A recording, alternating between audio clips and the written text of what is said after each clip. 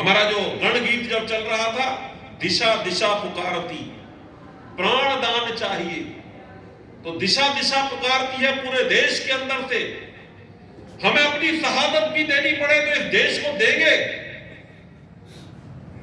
इसलिए किसी भी स्थिति में हम पुनः जो जातियों के कबीलों में बट गए थे और हमारा देश कलंकित हुआ था गुलामी की दास्ता से, उसके लिए भी हमें शहादत देनी पड़े। एक नवीन पर्व आने वाला है, एक नए भारत का सपना भारत के प्रधानमंत्री ने देखा है।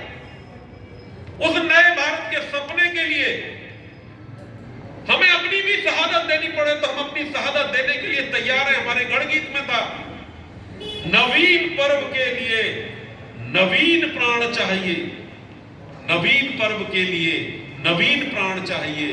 हमें अपनी शहादत भी देनी पड़ेगी, तो इस देश के लिए हम अपनी शहादत भी देने के लिए तैयार हैं, क्योंकि हमें एक इस प्रकार का राष्ट्र चाहिए जिसे हम चाहते हैं कि परम वैभव हो और देश पूरे विश्व का नेतृत्व करे। तो डॉक्टर एपीजे अब्दुल कलाम की वो पंक्तियां कि भारत 2020 में पूरे विश्व का नेतृत्व करेगा, वो उनकी जो पंक्तियां थी वो चरितार्थ होते नजर आ रही है। डॉक्टर सुदर्शन जी की जो पंक्तियां थी कि भारत विश्व गुरु के रूप में प्रतिष्ठापित होने की स्थिति में आएगा, तो 2020 में हम ये होते हुए देखेंगे। वो हमें होते हुए प्रधानमंत्री नरेंद्र मोदी जी के नेतृत्व में दिख रहा है। और आज हम जगह जगह इस प्रकार के प्रशिक्षण वर्ग के माध्यम से ये सारी बातें अपने कार्यकर्ताओं को बताने का प्रयास कर रहे हैं। मैंने कहा था कि चूंकि हमारा यह कार्यकर्ता विचार विनिमय विमर्श के लिए जनता के समक्ष जाता है, इसलिए जनता के समक्ष जाने के लिए ऐसे सारे इतिहास को जानना हमारे कार्यकर्ताओं के लिए परम आवश्यक है। उस नाते से मैंने ये सारा विषय आप सबके सम्मुख रखा और मुझे लगता है कि यह विषय हमारे ध्यान में आया होगा।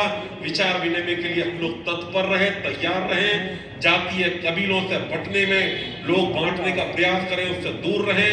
राष्ट्रवादिता की विचारधारा के साथ हम लोग आगे बढ़ेंगे, इस देश को मजबूत करेंगे। और यह जो गणगीत में वाक्य था, दिशा दिशा पुकारती, प्राण दान चाहिए, तो यह शहादत देने के लिए भी हम लोग तैयार रहेंगे।